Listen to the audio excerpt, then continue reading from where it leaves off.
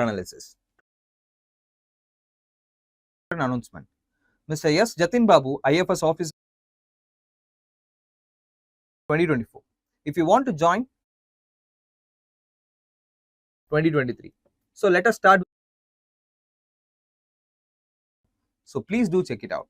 Our first video is going to be about a license Raj for digital content creator.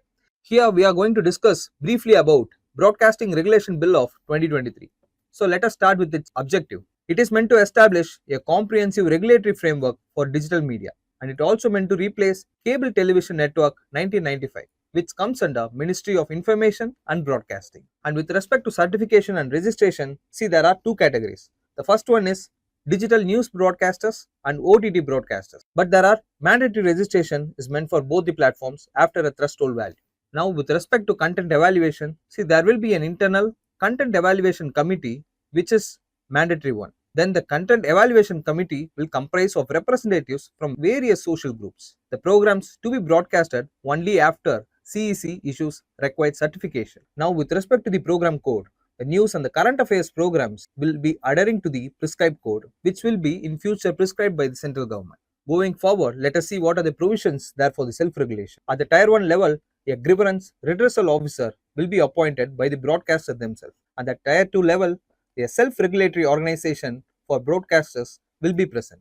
Moving on, let us see some key features about Broadcasting Advisory Council. See, it will be the third tier of regulation, which actually hears appeals from SRO decision. Its composition consists of chairman and 5 government nominees and 5 eminent individuals. Now with respect to offences and penalties, see, operating without registration is punishable with a fine up to 10 lakhs or imprisonment. Fines will be proportional to the financial condition of the entity. Moving on, let us see the arguments in favor and against. With respect to the arguments in favor, it has been portrayed as modernization of regulation and balances broadcasting autonomy and regulatory oversight. Proportional fines and penalties has been received positively, supports public service broadcasting.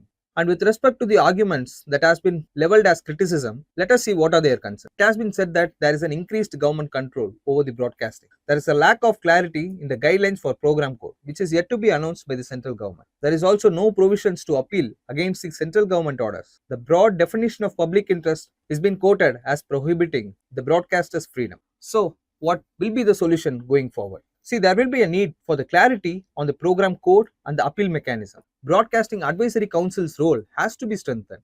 Ultimately, there should be a fine balance between regulation and the freedom of expression. So, with this, we have come to the end of this discussion. And if you have any queries, please don't hesitate to write in the comment section, and also don't hesitate to watch this video once again. So, with this understanding, let us try to answer this question.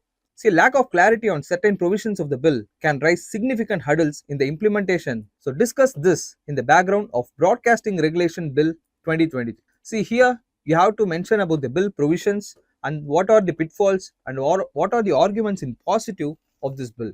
And with the conclusion, you have to give the way forward also. So, if you are interested, please write it in the comment section. And with this, let's move on to our next topic.